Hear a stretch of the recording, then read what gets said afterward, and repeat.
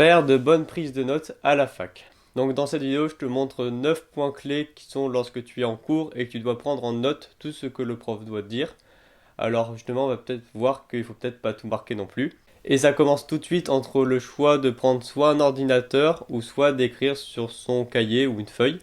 Alors, j'ai déjà fait une vidéo que je t'invite à regarder si tu veux choisir entre un ordinateur ou justement prendre sur papier. Ce qui est très important avec les notes, c'est que ça joue ensuite beaucoup sur les révisions. Donc, si tu n'as pas une bonne prise de notes, ensuite tes révisions ne seront pas forcément très bonnes non plus et ça joue ensuite sur l'examen.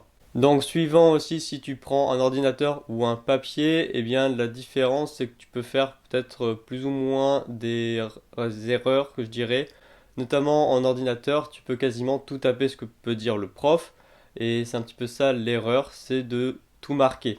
Il faut repérer les passages qui sont importants et éviter de tout noter parce qu'il y a clairement des choses qui sont superflues et qui sont pas très intéressantes. Et à la fin, quand tu sors du cours, tu as un gros pavé avec peut-être 40% de superflu et seulement 60% de réelles informations qui sont utiles lorsque tu dois réviser tes cours ou pour le contrôle justement. Cette erreur est quand même moins présente avec le papier parce que clairement tu peux pas tout écrire, donc au moins ça te permet d'éviter peut-être cette erreur. Après, l'avantage avec l'ordinateur, c'est que tu peux avoir plus de modularité en faisant des copier-coller ou ce genre de choses, aussi copiant-collant le cours que le prof a mis en ligne.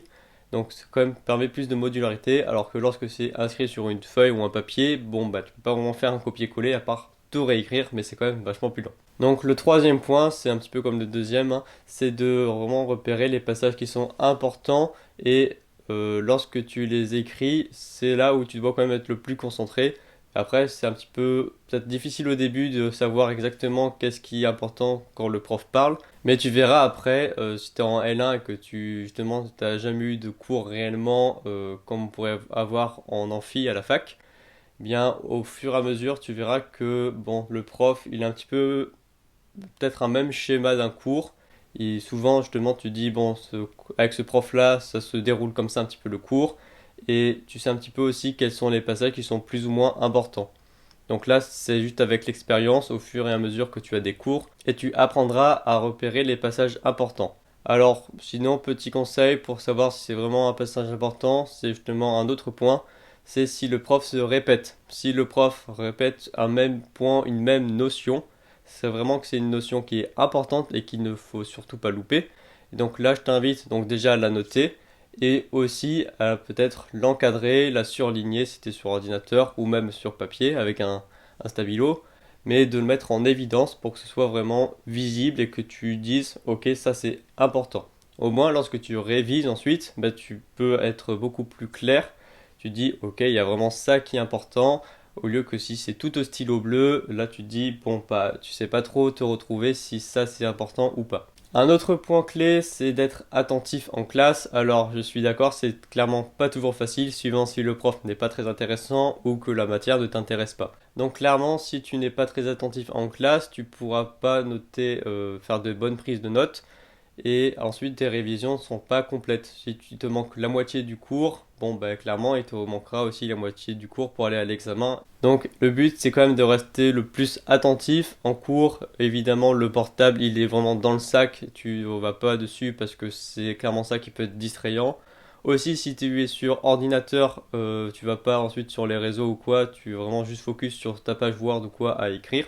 Et donc, il faut vraiment se couper et juste être attentif, d'écouter ce que le prof dit et pas aussi de parler peut-être avec ses voisins, mais quand même rester focus. Ça permet ensuite, une fois que tu es dedans, que tu écoutes ce que le prof dit, c'est quand même plus simple de prendre des bonnes prises de notes. Si tu es à moitié entre écouter le prof, à moitié regarder ce que tu as sur Insta ou que tu parles avec ton pote à côté, bon clairement tu noteras déjà pas tout et pas toutes les choses qui sont importantes, mais surtout lorsque tu auras fait donc un petit peu ces trois distractions ou quoi, c'est que lorsque tu sortiras du cours, ben tu n'auras pas vraiment enregistré, peut-être que la mémoire auditive n'aura pas été là, et donc après pour les révisions, et ben c'est un petit peu dommage parce que tu auras seulement la mémoire un petit peu, enfin c'est même pas une mémoire, c'est juste écrit, et du coup c'est un petit peu comme si tu n'avais pas trop assisté au cours.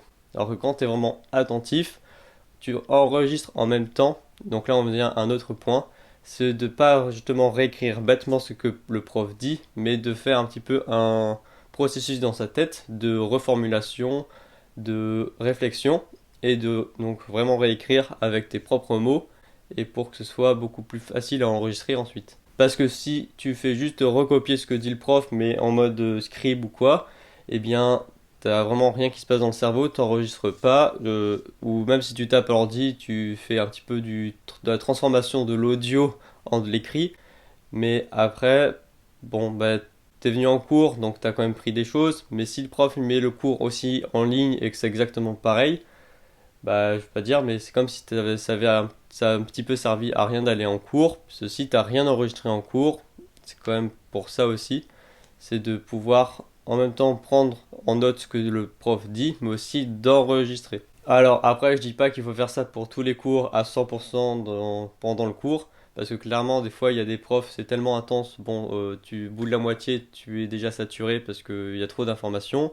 ou des fois, c'est des matières qui sont trop compliquées, donc t'arrives à peu près à tenir, mais après, au bout d'un moment, tu te décroches, ou juste la matière t'intéresse pas du tout. Donc là, évidemment, c'est quand même plus compliqué, et même pour moi, même pour quasiment tout le monde, hein, je pense que c'est impossible de faire 100% de tous les cours à prendre une bonne prise de notes. Le but, quand même, c'est d'éviter d'être en dessous des 50%, parce que sinon, après, pour tes révisions, ce sera beaucoup plus compliqué. Évidemment, un autre point clé, c'est de faire des abréviations. Alors, tu as évidemment celles qui sont un petit peu générales, qui sont un peu pour tout le monde, mais aussi tu peux trouver tes propres abréviations aussi en fonction de ta licence et de tes matières.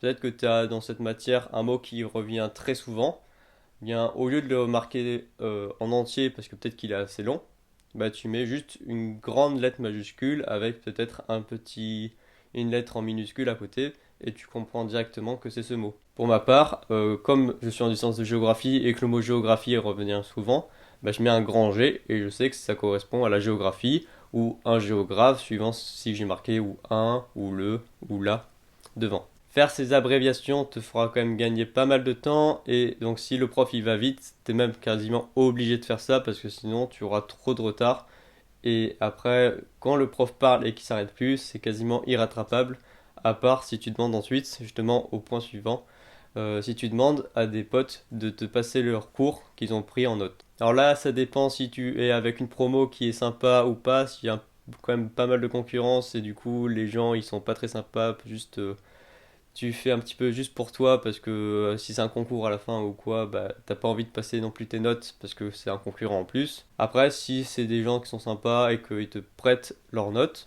enfin ils te donnent plutôt, hein, parce qu'une fois que tu les as, bon, tu vas pas leur redonner en oubliant tout. Mais avoir les notes des autres, je trouve quand même que c'est hyper intéressant parce que tu as un autre regard sur le cours, avec aussi d'autres mots. Justement, s'il a reformulé avec ses propres mots, c'est encore plus intéressant, je trouve. Parce que ça donne deux visions du cours et même pour les révisions, c'est peut-être moins redondant, pardon. Parce que si tu révises que tes cours, bah, c'est toujours un petit peu la même chose. Alors que si tu révises tes cours et en même temps tu as les notes de quelqu'un d'autre, ça donne un petit peu deux aspects peut-être et c'est peut-être moins lassant. T'as peut-être pas l'impression de changer de matière non plus parce que c'est quand même le même cours, mais quand même c'est peut-être plus attrayant et que ça donne peut-être plus envie. Et ça c'est quand même bien si tu as plus envie de travailler ton cours après. Un autre point, c'est d'aérer tes notes parce que ensuite pour la révision, si c'est juste un gros pavé comme ça à la suite, alors après je parle pour les licences quand même qui sont assez sur les sciences humaines ou sociales, parce que c'est sûr, je pense en maths ou quoi, t'as forcément des formules donc t'es un peu obligé d'aérer, tu écris pas la suite des formules comme ça. Mais si t'es en licence, donc plutôt sciences sociales et humaines, eh bien donc tu peux écrire peut-être en histoire forcément, si c'est un peu un cours d'histoire. Si tu écris vraiment juste un gros pavé comme ça, pour la révision, c'est pas top. Donc pensez vraiment à faire des paragraphes à aérer. Pour la révision, ensuite, c'est beaucoup plus agréable. Enfin, donc le dernier point, c'est de faire des pauses. Si tu vois que tu satures parce que le prof, eh bien, il fait trop, c'est trop compliqué, il y a trop d'informations et tout, tu satures, ben, il vaut mieux faire une pause. Alors peut-être pas une pause juste de 20 secondes parce que clairement le cerveau n'aura pas le temps de reposer. Et tu te dis, bon, pendant quelques minutes là, pardon, eh bien, juste tu coupes. Alors tu veux pas non plus, je sais pas, parler avec les autres parce qu'après ça dérange aussi les autres qui écoutent. Mais de rester tranquille, tu fais un petit peu une pause tout seul et après tu reprends. Parce que j'ai bien vu, c'est que si je faisais peut-être pas ces pauses-là, et bien après, juste à la fin, je prenais quelques notes comme ci, comme ça, mais c'était pas des bonnes notes du tout. Donc, vaut mieux, je pense, faire une bonne prise de notes, faire une pause, et ensuite refaire vraiment des bonnes prises de notes complètes, plutôt que de faire un petit peu partout, comme ça, pas très bien. Là, il manque quand même des mots, c'est pas très clair, c'est pas structuré. Donc il vaut mieux, je pense, faire quand même une pause, de louper une partie et de justement peut-être demander à quelqu'un d'autre qui a pu prendre cette partie en note pour ensuite vraiment avoir une prise de notes complète sur tout le cours. Voilà, c'était donc mes 9 points pour faire une bonne prise de notes à la fac. Si la vidéo t'a plu et qu'elle t'a aidé, tu peux la liker. Et puis je te dis à la prochaine.